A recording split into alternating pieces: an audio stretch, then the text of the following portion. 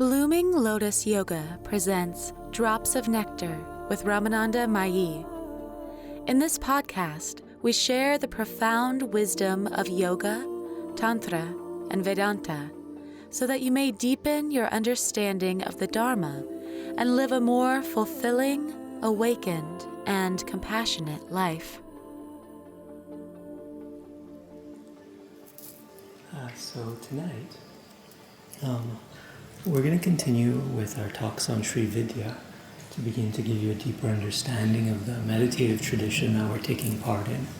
And here in Asia, and in Eastern philosophies in general, and meditative traditions all around the world, but particularly here in Asia, all the meditation techniques, all the methods that are practiced have a corresponding philosophy that highlight the philosophical import of the practices and help lay out how the path of meditation is to be understood, what its ultimate goal is, what the steps and the stages are, what the obstacles to progress can be. And like this, when we practice meditation, that is the most important thing. But secondarily, learning a little bit about the philosophy back and behind the meditative tradition can be incredibly enriching. Often I describe this, that the practice is like being given the keys to a very fast and beautiful car that can help you get to your destination very, very quickly. However, if you don't know what your destination is, and you don't know the road to get there, nobody's giving you a map to show you where you are now and where you're headed, you just have a really fast car and you may just be driving around the block over and over and over again. And like this, many people, when they practice meditation because they don't understand the subtle nuances of the practice, sometimes end up going around in circles for a little bit longer than they should. Eventually everyone finds the highway, but it takes a little bit of time to kind of get out of your little neck of the woods where you feel comfortable and then start taking the direct path. So here in Asia, when we study meditation, there's so much brilliance that has been given to us in terms of the underlying philosophies back and behind the spiritual life. For example, if we were to study Buddhist teachings, we go to some Buddhist monastery, let's say, or some Buddhist teachers teaching, we would learn how to practice meditation. They would teach us, watch your breath, watch this, watch that. They would give you a very complete and full technique. However, it also tremendously helps for you to also understand the teachings of the Buddha, to understand the Eightfold Noble Path, to understand the Four Noble Truths, to understand the law of dependent origination and the four foundations in mindfulness. These are the four cornerstones of Gautama's teachings. And when we understand the philosophy behind it, we can then understand the depths of the practice in such a much more profound way. And likewise, not only in the Buddhist meditative traditions, but in the yogic meditation traditions, we also have great teachings that are available to us when we study the philosophy behind everything. However, there's one small caveat.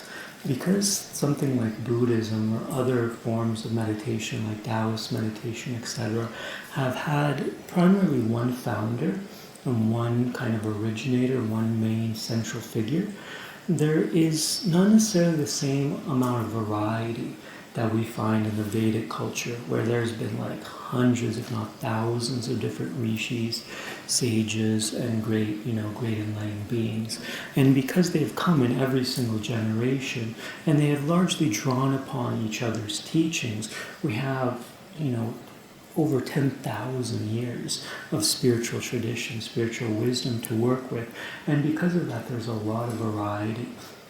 And because of that sheer volume of variety, as a beginner to understanding the yogic tradition, it becomes a little bit overwhelming just how much is out there. And sometimes when we begin to explore everything, we begin to see, wow, there's a lot of people saying a lot of things, and sometimes what they're saying don't always line up. So we find a lot more contradictions when we study yogic philosophy until we begin to get the hang of where everyone is, what their perspective is, what their camp is, what their philosophy is. And then once we kind of begin to group all these different philosophies, then we kind of have like a real good entranceway into the yogic dharma, so that we can understand how everything unfolds. And because the Sri Vidya is so old, like it is as old as the hills. It's something that is so unimaginably old. And some of the first references to the Sri Vidya occur in the Rig Veda. And the Rig Veda was pre-10,000 BC. I mean, this is very, very ancient stuff. And we've had so many enlightened sages along the way that have given us and added to the Sri Vidya. And because of the due diligence of time, so much of what we once had has been lost. And different teachers come in different ages and may enliven what was there in a slightly different way.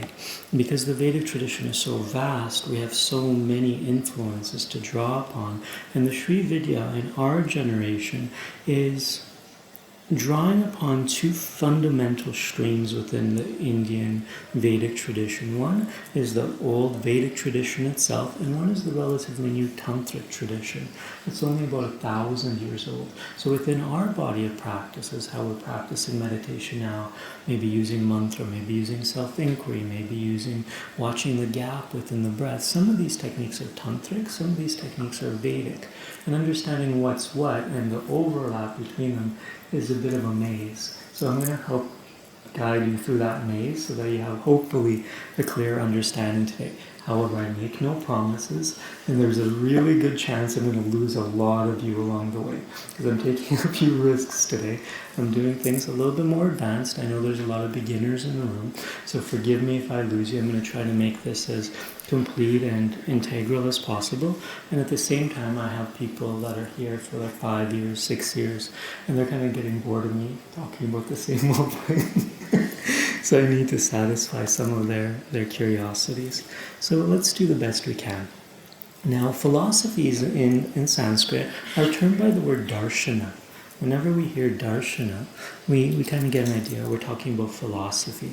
And the Sri Vidya has 3 fundamental bases that we can use for our philosophical model. Whenever we need to deal with philosophy, particularly in Eastern tradition, there's always this trinity that comes into play. Each philosophy, each worldview, no matter what it is, always has to confront the condition of the individual. So what's happening to me? What's going on to the individual in this life? What is the nature of phenomenon? What is the nature of the world? How does the creation work? What are the laws of creation? What is the individual's place in creation? And if we posit that there is a creation, it's also often posited that there must be some sort of creator, some being that created the world and created the individual, some source of our own existence that we need to ultimately begin to understand. So often the trinity of the individual, the world, and what people call God, or the source of creation, whatever some people call it the universe, as you wish. It really doesn't matter what we call it, but those 3 things always need to be addressed. The nature of the individual, the nature of the world, and the nature of God. And how these 3 factors correlate and what their relationship is to one another. This is the fundamental base of almost all philosophies, Eastern and Western. Now, the interesting thing is that we have 3 different ways of understanding this trinity. So it's like 3 times 3, as it were. The highest level is very hard to understand, and I often talk about it as the language of sages. You can't really get this view or this philosophy unless you've had really, really deep meditative experiences and or are already enlightened. So that this is the language enlightened Buddhists talk amongst themselves when they're having conversations upon the nature of reality. Yeah, this one is called Ajatavada. This is a technical Sanskrit term. Ajatavada is a philosophy that Sri Vidya practitioners can adopt that is basically negating all 3 of these factors. In this particular methodology, there is such an emphasis on cultivating an awareness of the absolute, unchanging, eternal oneness that is the source of everything. It is the source of the individual, it is the source of the world, and it's even the source of God itself, or the universe, or consciousness which created the individual and the world. There's this principle known as Brahman, which is the absolute reality. And this absolute reality is not bound by the typical confines of time, space, or causality, which is what we call karma. It's not bound by karma, it's not bound by space, and it's not bound by time. And because it's not within the confines of the time-space continuum, within this view, there's simply no admittance, there's just no validity from this standpoint that the creation actually even exists in the way that we think a creation should exist. And by this, it's very, very difficult to describe in words, but the very idea of creation or a creation posits that once upon a time for something to be created means that at some time prior to the creation it did not exist. And therein is where we find the dilemma of how is it that this thing which is called life, which is existence itself, never was? How is it possible for something which is eternal, which has no boundaries of time, to have one time not existed and then all of a sudden come into being, come into existence? It negates the very fabric of the idea that something is real or something is permanent, something is eternal. The second you try to put a point somewhere in time where this thing began, this thing we call creation began. And this is very difficult for some people to understand, but because of this idea that the eternal transcends, the absolute transcends time and space, it could not have actually been created, because there was never a time where it did not exist, and not from anywhere it could have come from. Because if in this view, this absolute is non-dual, and is complete homogeny, complete oneness, there's no other thing it could have come out of other than its own self, which is eternal. And for this reason, an idea similar to this, that basically address the nature of the absolute and its transcendence of time and space, that we just say that that which is called creation is just a word. It has no fundamental meaning, it has no fundamental validity or no fundamental meaning of any kind. When we talk about creation, we just simply say that it is an appearance that occurs within reality. But it's an appearance that was never created, never originated. It always has been, and it always will be. There is never a time it began, and never a time where it will ever end. And this is hard for us sometimes, because everywhere we look, we see life and death, things beginning, things ending. But from the absolute view, this simply cannot be the case.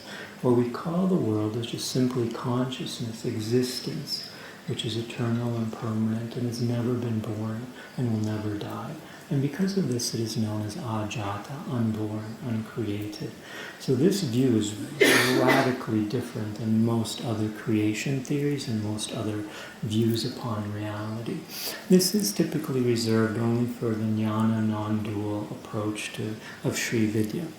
A step down from that, because most people have a difficult time believing that there's no such thing as a creation, where all we seem to experience is this thing called life, which seems to be a creation of some sort. We have another viewpoint which posits that the experiencer, the perceiver of the world, the individual, originated as the primary cause of the creation. In this, I consider this worldview like an inside-out model, whereby the subjective experience of the individual is what is said to give rise to the experience we call life. And in this view, we have a lot of motifs that discuss the mind-born nature of creation, how creation is actually just a projection within consciousness being projected within your own mind. And that which you see all around you, the people, the places, the events, the activity, all the different experiences that happen in your life are not external to you. They're very much just a mind-born creation that is born from your mind, but not your conscious mind, but the subconscious and unconscious levels of your mind that, based on the law of karma, is creating or reflecting, if you like that word, the world around you. Yeah. This is a doctrine or a worldview that posits that the individual comes before the world, and that the entire world has its dependence upon the perceiver, the individual, the subjective inner experience. In this way, when we study these kinds of philosophies, of which there are numerous ones, what ends up happening is that the spiritual seeker is asked to reflect upon life and asked to reflect upon the three conventional states of consciousness: the waking state, the dreaming state, and the deep sleep state. And you begin to analyze, you begin to reflect upon what the characteristics of each of these states are. The physical, normal waking state is characterized by the individual, our ego structure, coming into contact with all sorts of people, places, events, and all the different objects of the sensory world. We perceive them to be external to ourselves, and we're constantly reacting to them. However, when we begin to analyze the dream experience, which for the most part in Western philosophy and Western psychoanalytical viewpoints is largely disregarded as anything of real validity, here in the Vedic tradition, the subjective experience of dream is very, very important source of investigation. Because when we look at the dream experience, we begin to see that in the dream experience, it's actually not that different than the physical experience. The ego is still there. Your ego structure is there. You're constantly in a state of reactivity.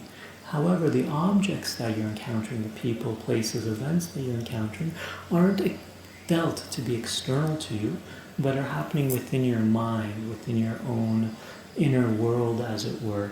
And that's really the only fundamental difference in between these two. However, when we analyze the deep sleep state, we find that the world completely dissolves.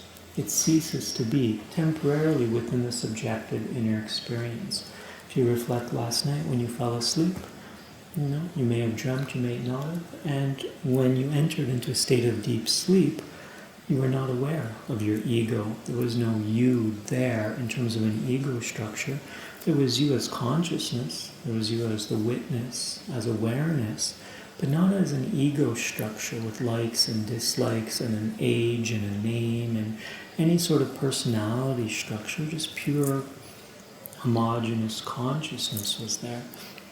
And because you were there in your absolute pristine pure quality of just awareness itself, you weren't actually experiencing any phenomenon whatsoever. You were not coming into contact with inner objects or outer objects, and because of this you were in a state of non-reactivity. The world for you did not exist. There was no events, there's no people, there's no places. There's actually not even a concept of time and space in a conventional way, whereby you can say, like, I was in such and such a place when I was sleeping, and I felt like I was there for such and such a length of time. That experience of deep sleep is very close to the nature of the soul, the Atma, whereby it is not so bound by the idea of time and space. It actually transcends the subjective experience of time and space. In the relative way, objectively, your body was, here in Bali and it slept for 7 hours or something like this. But your own personal experience, your own experience of that deep sleep state wasn't really focalized in any space. And the length of time you were there isn't very tangible in terms of minutes and hours and conventional ways of perceiving time. So these types of reflections begin to help us see that really this, which what I call the world, this which what I call the creation, subsides sometimes. It doesn't actually exist for me certain times of the day, 6, 7, 8 hours a day. The world just simply does not exist. And then for maybe 1 hour every night when you're in a deep sleep state, the world as you perceive it is happening simply within you. And then for only about half of your life is the world that you're experiencing as an external phenomenon to you, appearing to you. Yeah, and this is what we call the conventional state of consciousness.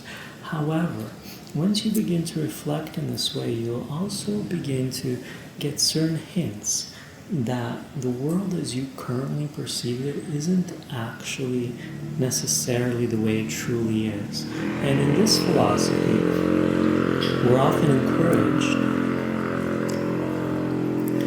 to not trust the stimulus we're getting through the senses. And we're taught to find the world to be more of an appearance and slightly deceptive compared to what it actually is. Yeah? And we're encouraged to develop an idea or a framework, our mindset, that the world is more like a dream-like imagination or a dream-like creation than it is a real, tangible, permanent, enduring reality of any kind. Because even though this isn't the ultimate truth is the providence of the theory of non-origination, Ajatavada. That is the highest, most absolute truth. But because spiritual seekers can't necessarily accept that view, we make one concession and we say, so long as you feel like you are bound, so long as you're experiencing negative thoughts and negative emotions, you feel like you're in a state of suffering, you feel separate from the world, you feel isolated from the world, you feel like a victim to the circumstances of the world, so long as you're seeking and yearning for truth, it helps you not to be so attached, to cling so deeply to the objects of the world if you release your idea of them having any real tangible essence, meaning that they're as solid and as material and as real as you currently believe them to be. This kind of worldview is often, in the modern age, been highlighted by quantum physics, which says that all of this, which we perceive as dense physical matter, is actually mostly just space and little pockets of very subtle matter called particles and things like this existing within this vast space. They've told us that which we perceive as physical is actually just energy. Similar thing occurs here in this particular worldview. The other more conventional worldview that we can also adopt but isn't as highly recommended is known as the Shrishti Drishti Vada. In this particular philosophy, and those of this kind, which are the vast majority of world views, world philosophies, most of Christianity, Judaism, Islam, many Hindu creation theories, many world beliefs around the world fall into this camp. And the basic idea is that creation came first, or the world is the primary cause. And then only after the world has existed for some time did you, as the individual, somehow spring up within it. You will live for some time, and then one day you will cease to be, but the world will continue without you. In this motif, most of the time there's a god or some sort of creator deity that created the world. This also works in the Big Bang theory. The scientific theories are very much from this standpoint, where there's just this big ball of energy and then exploded, and this happened in some distant trillions and trillions of years ago. And then here you are 3 trillion years later, and here you've kind of just come into being, and then you'll be here for some time, and then one day you'll fade away, and the world will continue without you. It's very commonsensical. This is what most of us believe because it just seems to make sense, because everywhere we go we see things are being born and things die. We hear of all this history that happened before we were born, World War I, World War II, and then this happened and that happened, and there's these things in the distant past, and we're moving towards this amazing technological future and things of this kind.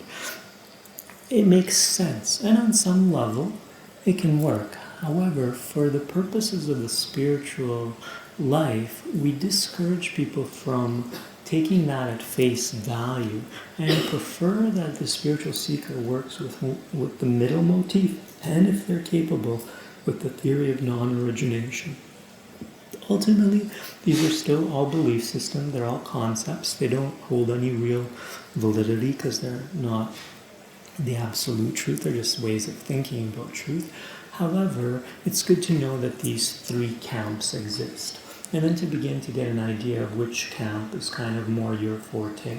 Once you understand which camp is kind of more comfortable for you, then you can take certain philosophical streams and utilize them to help you understand the practice of yoga and the practice of meditation.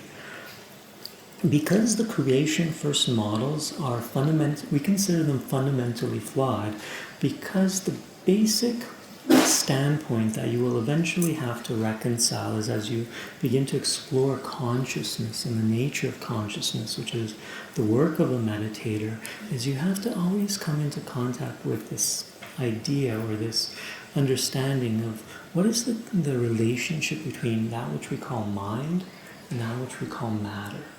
And really what are those things and how do they correlate?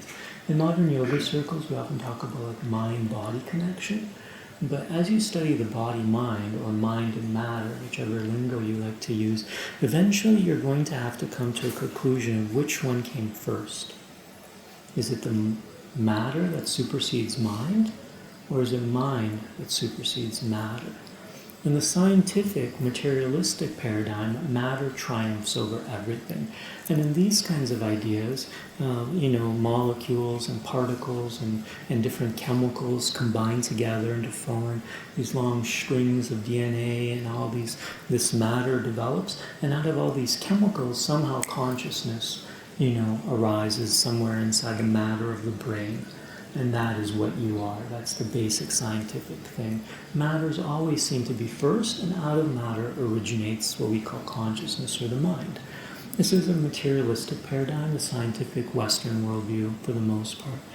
Here in Asia and many of the Eastern philosophies, it's completely reversed, because there's been such an intensive investigation into the nature of consciousness for so many millennia that it has been understood that consciousness actually trumps or triumphs or supersedes matter.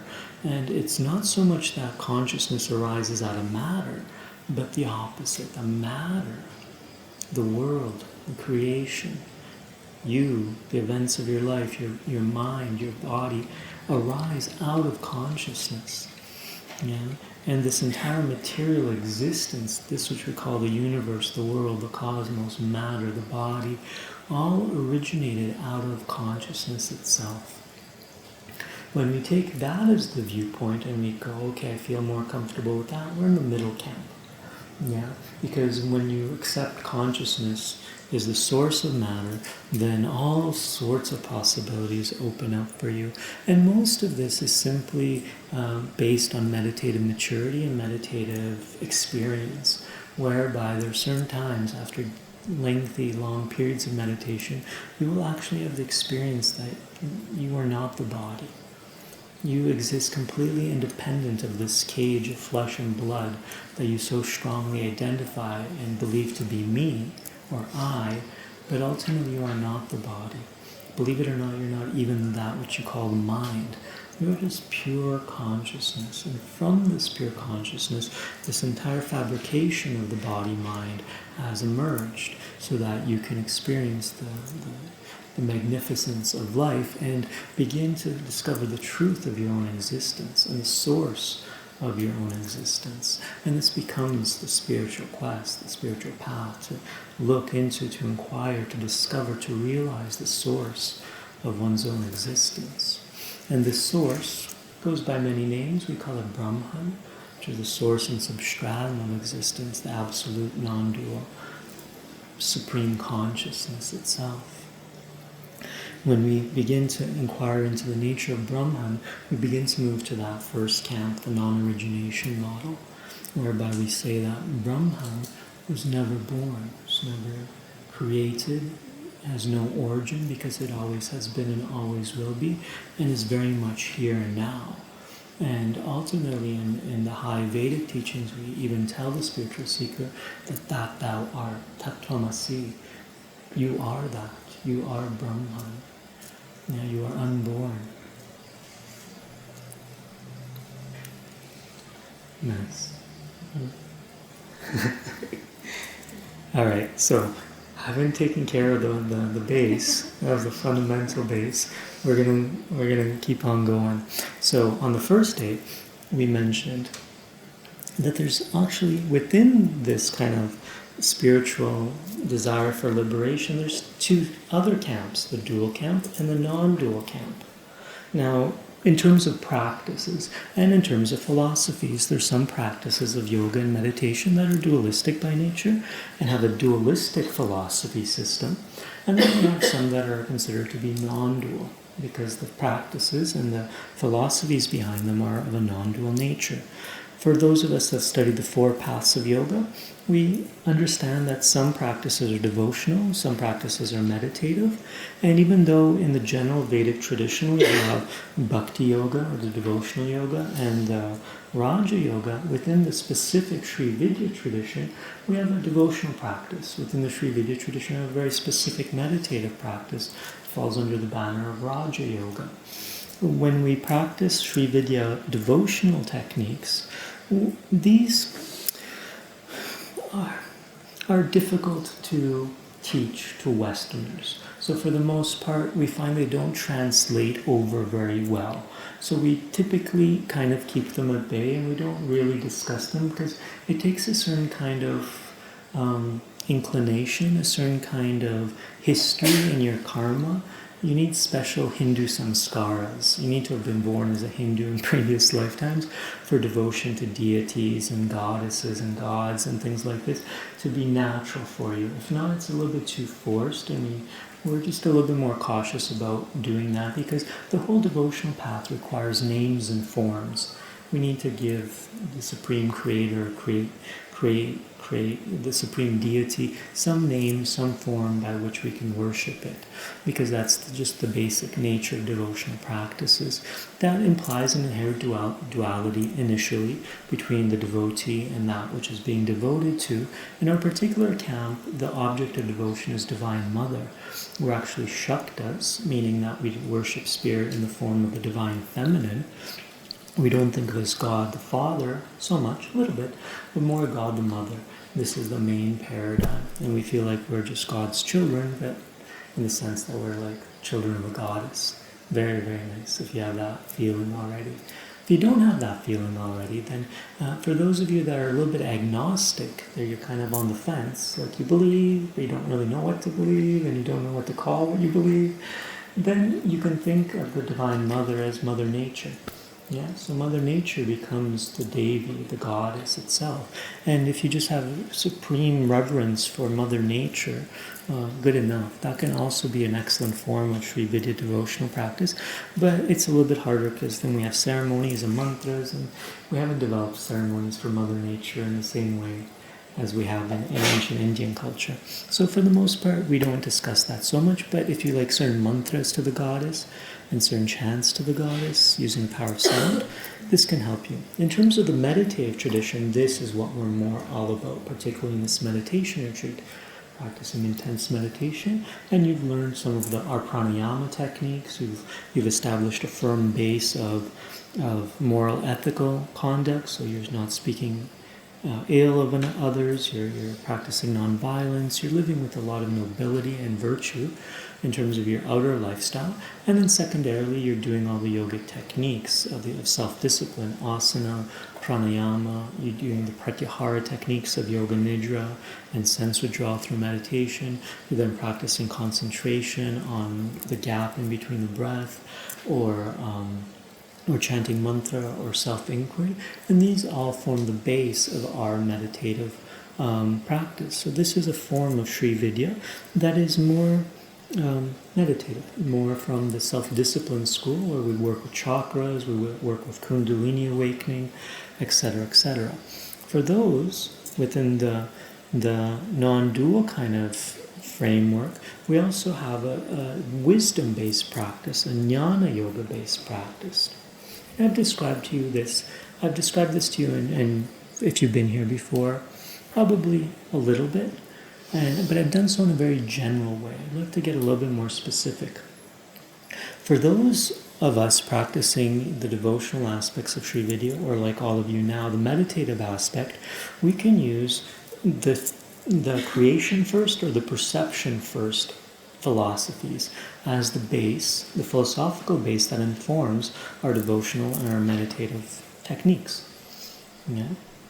We can't really use the non-origination models so long as we're doing these intense acts of heroic meditation using, the chakras and kundalini awakening, etc. It's better for us to use either the creation first motifs, or if we accept it, the perception first motifs. Yeah. For those that are in the non-dual camp, for those of us that are in that camp, if we're practicing the devotional or the meditative components of Sri Vidya, the exact philosophy that we use is part of the tantric system of 36 tattvas. This is something that is from the tantric tradition. Sri Vidya has a Veda component and a tantric component, but because we're using the chakra model and doing chakra cleansing exercises, because we're doing things like yoga nidra, because we're doing visualization inside of yoga nidra, because the devotional practices that we practice involve tantric mantras and tantric style of rituals, then we use a tantric system for our philosophy. It's actually the base of our philosophies, are the 36 principles of Tantra. You may not have heard those. I'm going to try to describe those to you a little bit today. Now, for those that are practicing the wisdom-based aspect of Sri Vidya, we can use the perception first or the non-origination models. Yeah. And the exact philosophical base is known as Advaita Vedanta. So this is coming from the old school Vedic tradition, where within the Veda, the Jnana Yoga teachings of the Vedas are termed as Vedanta. Within Vedanta, we have a lot of sub-schools of different ways of practicing Vedanta. We take what is known as the non-dual Vedanta, or the Advaita Vedanta, as the base of our self-inquiry practices. So what you learn today in terms of meditating using the technique of self-inquiry, or asking the question, who am I? It's an old Vedic technique from the non-dual school, the Advaita Vedanta school of the Vedas. Watching the gap in between the breaths, yes, it existed in the ancient days in the Vedas, but its more contemporary use has been emphasized in tantric circles. And many of the mantras, whenever we're using these very strong bija mantras, Aim, Hreem, Shreem, things like these are more tantric in nature. And the entire chakra model of the 7 chakras and the sounds and the colors and the shapes of the things Lily's been teaching a little bit in the mornings, I believe, all of that largely comes from the tantric, the more contemporary approach. So, we as Sri Vidya practitioners, I know this is a big maze to waddle through, but hopefully you're kind of beginning to see it. I'm just trying to explain on a very simple level. We're either using Advaita Vedanta, or we're using the tantric system of 36 principles as our base. So, hopefully you're with me so far. Alright, I may have lost some of you, but hopefully you're with me. Now, even though I would love to teach you the 36 tattvas of Tantra, our time is limited, and 36 tattvas is a lot to go through, to go through all these different principles and all of this when I've already lost half of you is a little bit challenging. But it's important to note that the system of the tantric system of 36 tattvas is based on an older model from another sage by the name of Kapila Maharshi, who gave us a system of philosophy known as Samkhya. And within the Samkhya philosophy, we have 25 principles.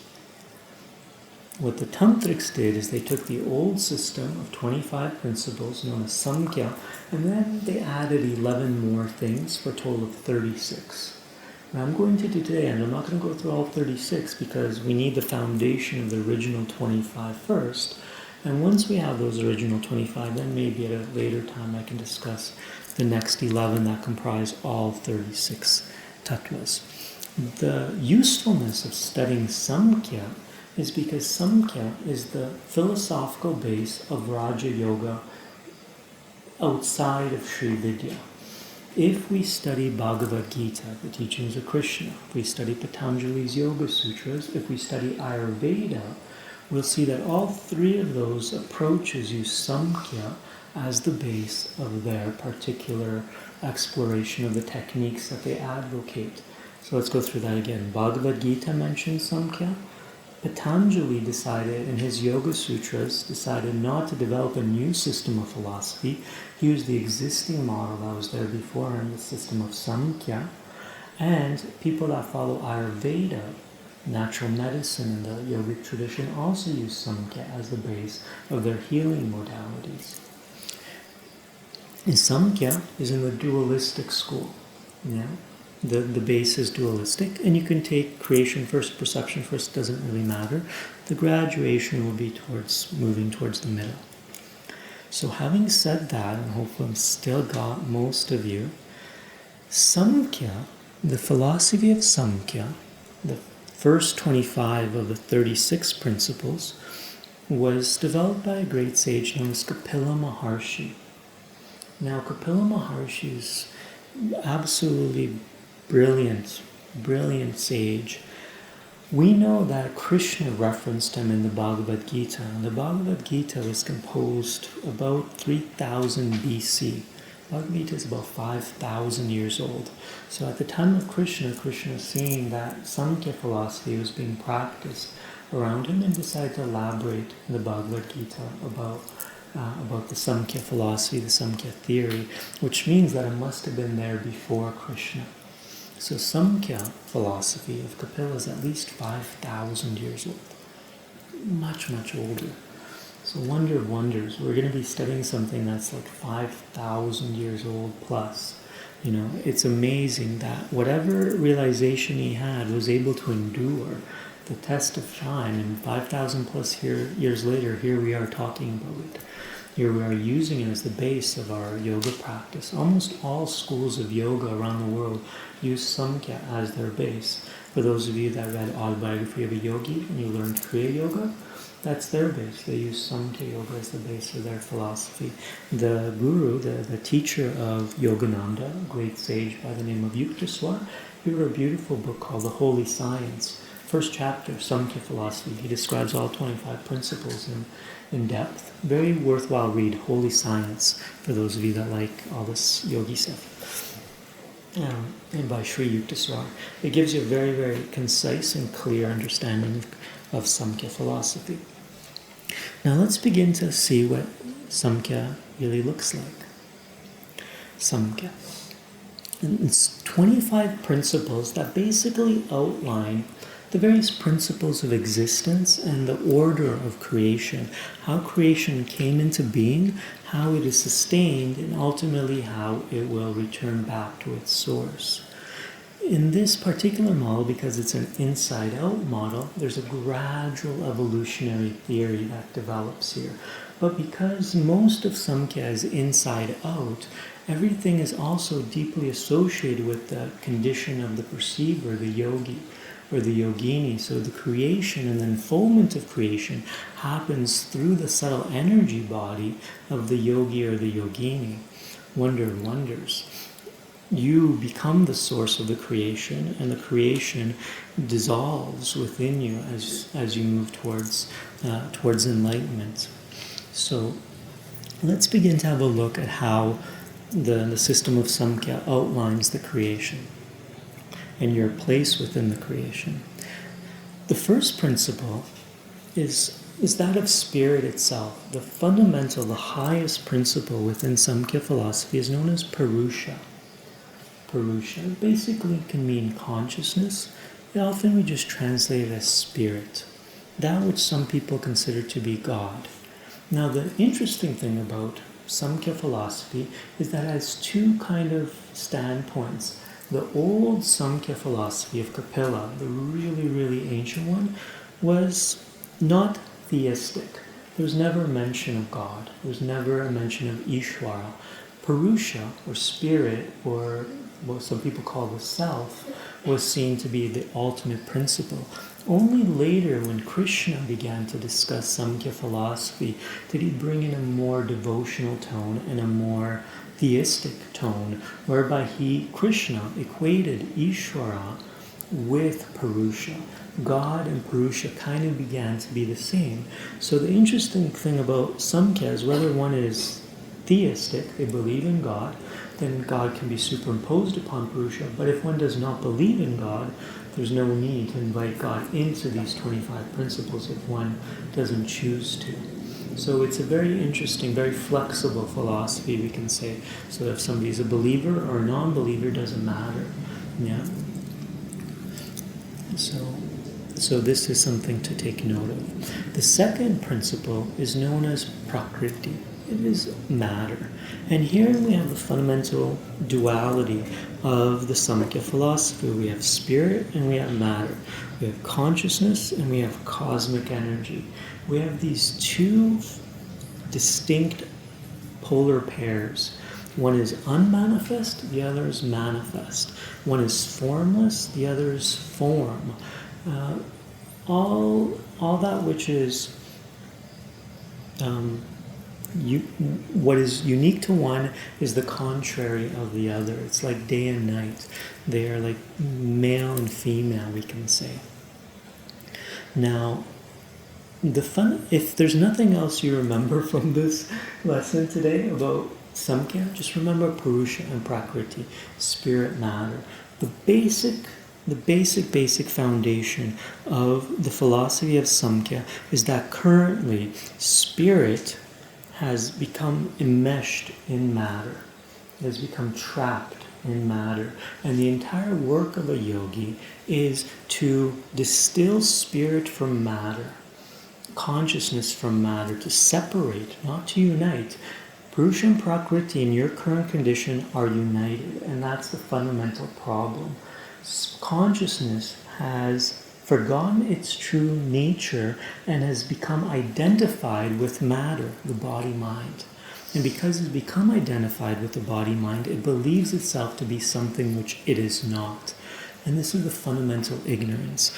This manifests in our day-to-day life in endless ways because the body is giving all sorts of different impulses and stimulus.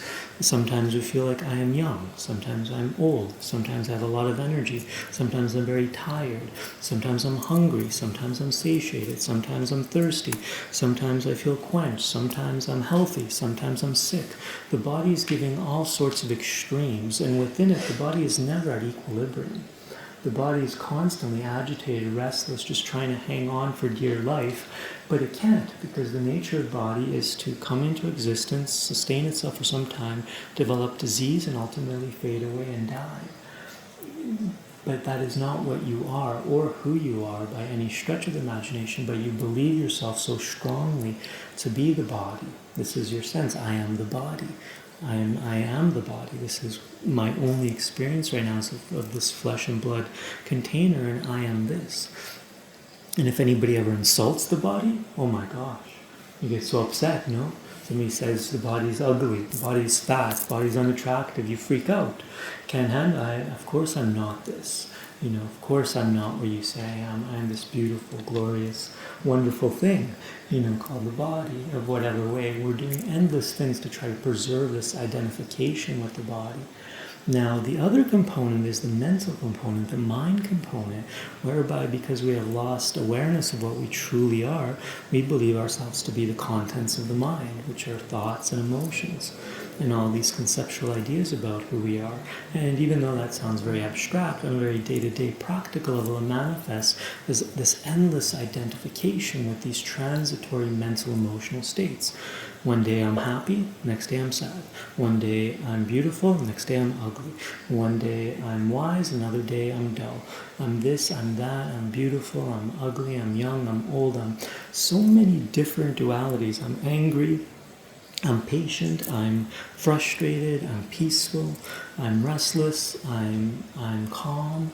So much stimulus is going on inside the mind, and we're constantly self-identifying with all of these things, where in reality you are none of these changing, fluctuating mental, emotional states.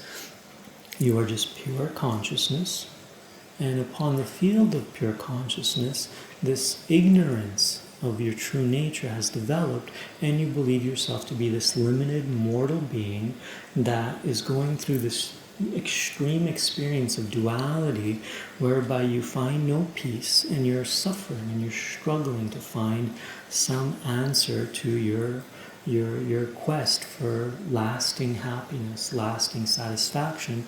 But wherever you go, whatever you do, you cannot find eternal peace, eternal happiness. And because you're struggling to find happiness in a permanent way, the teachings of Samkhya become very relevant for us because they are here to help us end this fascination with the body-mind and help us find ways of separating the identification of consciousness with matter. That's the basic motif here.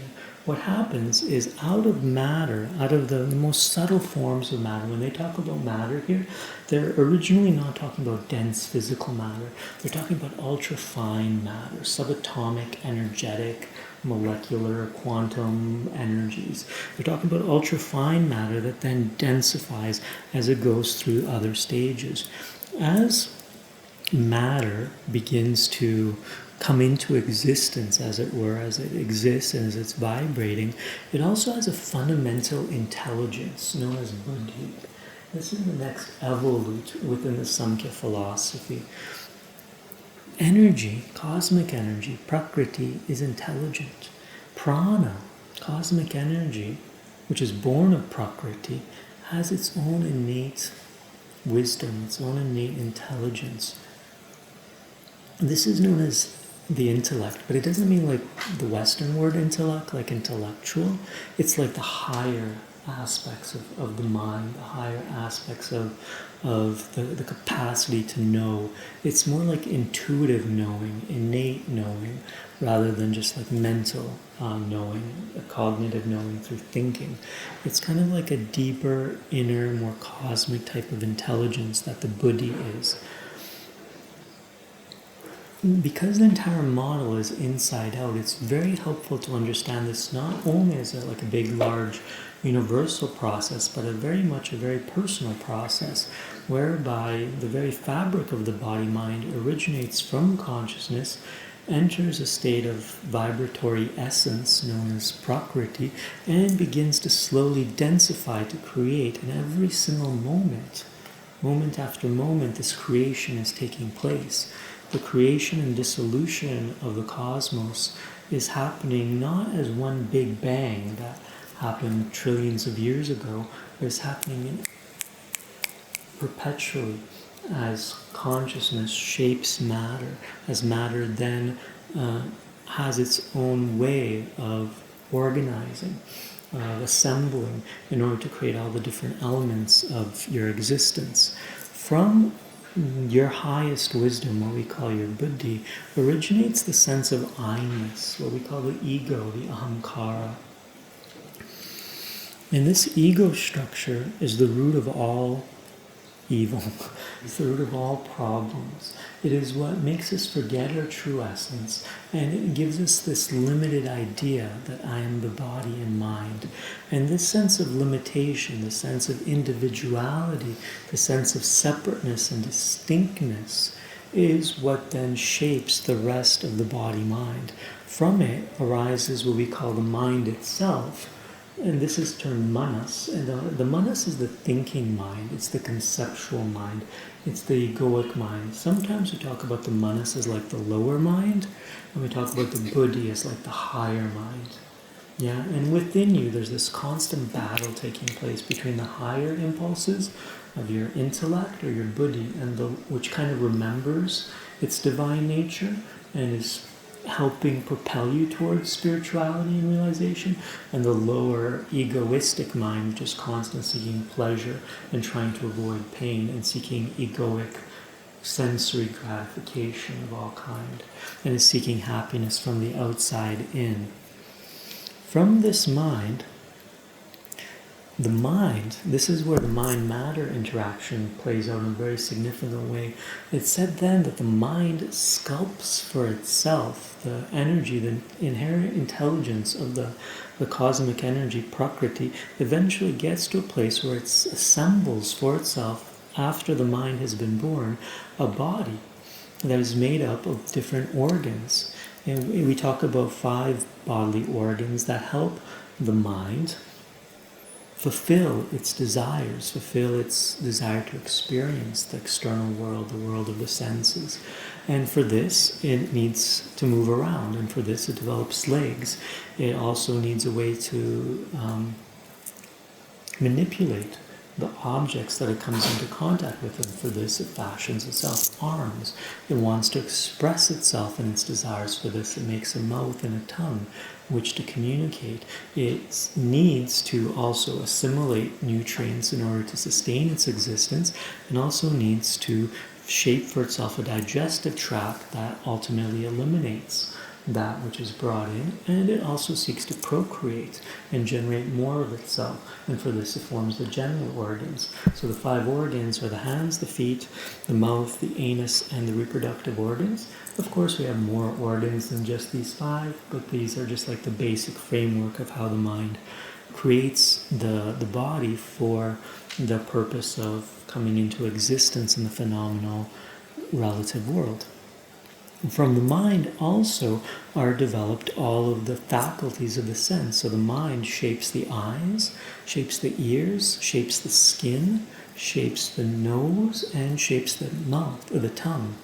And because of these sense faculties, the individual comes into contact with all sorts of sensations from the outside world. As it projects this illusionary world made of its own mind essence to be the experience that we call life, and all the events, people, places of life, we're constantly receiving stimulus from what appears to be the outside in, and we're receiving constantly sensory input, and we hear things, we taste things, we touch things, we smell things, and we see things. These are the 5 sense faculties, the sensations that we come into. And then, because we're coming into contact with the sensory phenomenon, we then give shape to all the objects of the creation, which are said to be made up of the 5 great elements: earth, water, air, fire, and space, all suspended within space. Things that are solid are said to be earth, things that are liquid are said to be water, things that are gaseous, air, and things that have temperature and heat. Everything's made up of all of them, but some predominance of one element will tend to outweigh the other elements, and then we come into contact with diverse phenomena. And this is the essence of the Samkhya philosophy.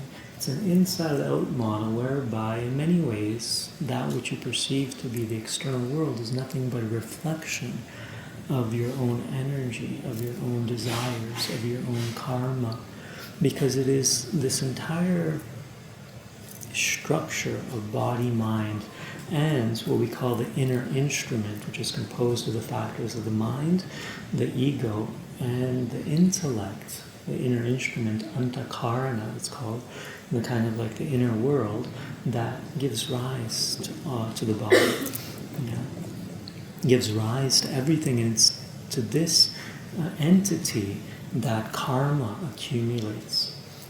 Most of the problems originate from the ego structure, but they're experienced deeply through the mind, because it's the mind that has all the reactivity. It's the mind that constantly is imbibed with qualities and the constant reactivity to pleasure and pain, and it's the mind that's generating karma through its reactivity.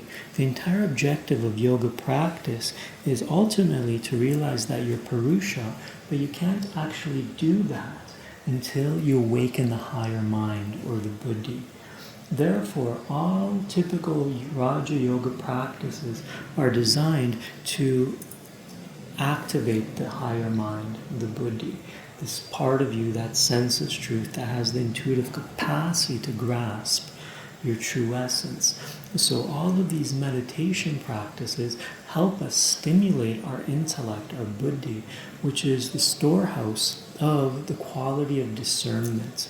The buddhi has some qualities. One of its main qualities is known as viveka, which means the discernment, the ability to distinguish the real from the unreal, the truth from the untruth, the appearance from the reality.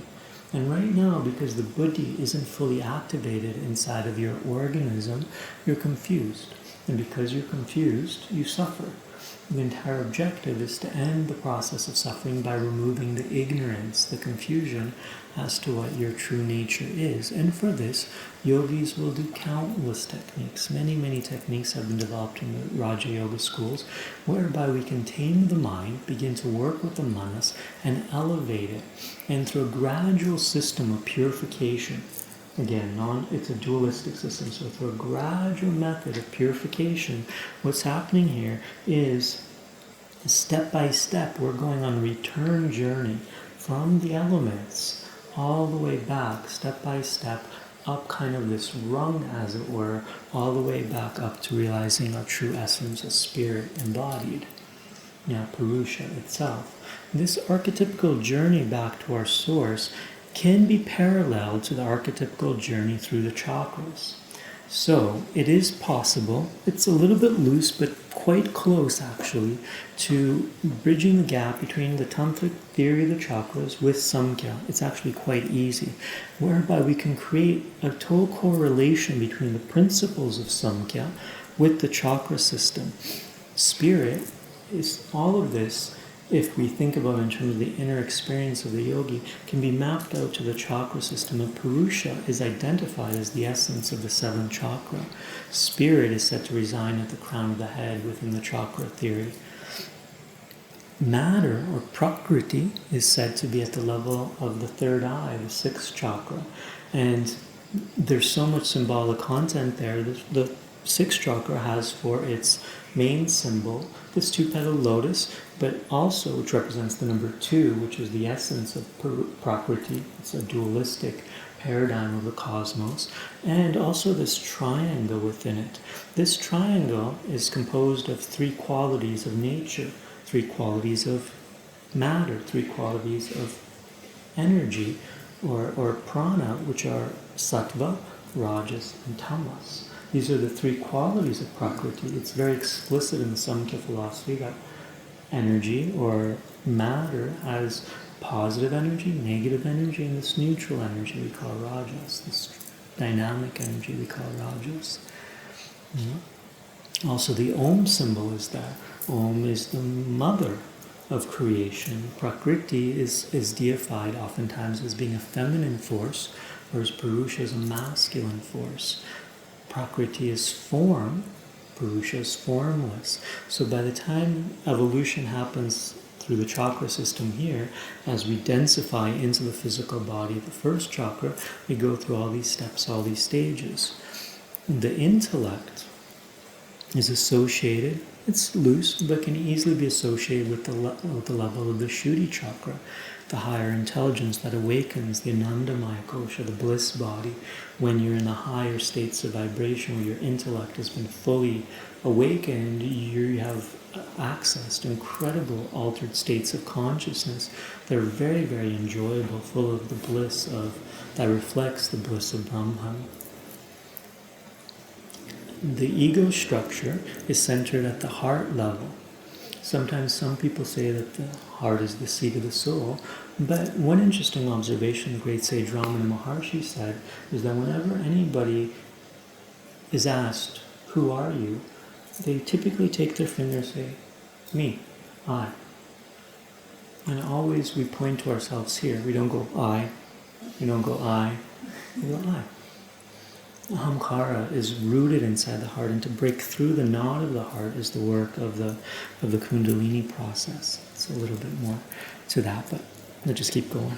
Because I still have you, which is a miracle. I thought I would have lost you a long time ago, so thank you. The third chakra, the Manomaya kosha, the mental body, associated with the manas, the mind. And then we have to compound a lot of the other ones together at the level of the second chakra, because the second chakra is the pranamaya kosha, the etheric body, the subtle body, the dream body, the astral body, which is fashioned for itself not just physical organs, but our dream body. When you're dreaming and you're having experience in the dream state, in your energy body, you have some hands are there, You're coming into contact with inner senses, and you have some faculties that are there that are perceiving inner sounds, inner sights. So the first actual experience is not of the creation of the material body, but the soul fashions for itself, as it were, an energy body first, a dream body, a pranamaya kosha, a sukshma sharira, sometimes we call it a subtle body, and then from the subtle body everything densifies into gross physical matter, which is at the level of the first chakra, which is the annamaya kosha, the physical body, which is made up of the 5 great elements. So this is one model that we can use in order to try to understand some of this. And then the entire return journey is to go back to our source. So for most Raja Yoga practices, the entire methodology is the awakening of Kundalini through the system known as Sat Chakra Beda. Sat Chakra means the 7 chakras. Sat Chakra Beda, 7 chakra piercing. As the Kundalini awakens, it is said to go through every single one of the chakras and burn through or pierce through each chakra, releasing all of the negative karmas that are there, all the last residue of ignorance as it traverses from one chakra into the next until it finally merges at the crown of the head. Now, this return journey is also a return journey up through the realizations or the steps and stages of the Samkhya philosophy. We need to develop mastery over the senses.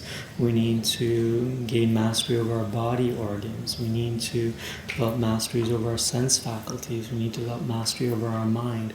We need to inquire into the source of the ego structure itself. We need to develop the intellect. And then ultimately we will be able to harness the power of the intellect, which is really what Samkhya is designed for, so it could intuitively comprehend its true nature as Purusha, not as Prakriti. And that's where some of the fundamental confusion arises, because currently Purusha and Prakriti, spirit and matter, are bound together, intertwined. The buddhi believes itself to be what it is not. We need to teach the buddhi, the intellect, to discern what is spirit and what is matter, what is consciousness and what is energy. So once this separation between Purusha and Prakriti has occurred, the buddhi can identify itself with what it truly is, which is Purusha, which is just pure consciousness. And then it can peacefully live within the world of Prakriti. So you can still have a body, you can still have all these experiences, but you won't be doing so from a place of misidentification, fundamental ignorance of what you really are and how everything works on the ultimate absolute level of reality. So this is Samkhya and the chakra model. For those of you that really like this stuff, not all of you do, but some of you do, we can also take this Samkhya theory and allow it to integrate into the Shri Yantra. For us as Shri Vidya practitioners, we have a sacred symbol known as the Shri Yantra that has encoded within it all the secrets of the Vedas. And the way that we do this is that the inner triangle, the inner dot, is a symbol of Purusha, whereas the inner triangle is the symbol of Prakriti or matter. The inner dot is Shiva, the triangle in tantric terms is Shakti. In Samkhya terms, Purusha is the center point, and Prakriti, or matter, is the first evolute of creation and is symbolized as a triangle. The next circle of 8 triangles is the level of the intellect. The next layer of 10 triangles is the ego structure. The next layer of 10, the outer 10 triangles, is the mind. The 14 triangles, the ring of 14 triangles, are the sensations that one experiences. The ring of the circle of 8 lotus petals is associated with the sense faculties. And the 16-petal lotus is the bodily organs. And then the circle that surrounds it is the akasha, the space, whereas the 4 gates of the Shri Yantra are the 4 elements, and together the circle and the 4 gates make up the 5 elements, the 5 great elements of nature. So this entire philosophy has been encoded in symbolic terms, not only in the chakra model, but also in the Shri Yantra itself. It's a bit of a stretch at some places to find the exact correlations, and it's a little bit forced, because as I was trying to tell you, Samkhya isn't exactly Sri Vidya. We need to add 11 more principles to make up the 36 model system of 36 tattvas, and when we got that, then we can do a very, very elegant superimposition of the 36 tattvas, because the Samkhya philosophy is a little bit forced upon the Shri Yantra, I found. You can much easily do it with the 36 model of tattvas. But that's the base. So I'm sure there's a lot of questions, I imagine, but you can't talk, so I'm very grateful for that. Because I'm sure our heads would be spinning with all these questions. So I'm going to close it for now. Thank you so much for listening. Thank you for listening to this episode, and we invite you to visit www.blooming-lotus-yoga.com/drops of nectar to learn more through Ramananda's books, articles, online courses, or by attending retreats. May you be happy, peaceful, and free.